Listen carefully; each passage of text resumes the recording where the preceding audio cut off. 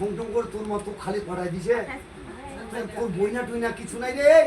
হারামজাদার বেটা তোর বইনা টুইনা কিছু নাই তোর নিজের বউ নাই তোর প্রতিবেশীরা মোবাইল নাই এই জন্য বেলা কি হ্যাঁ এরা কি কয়েছে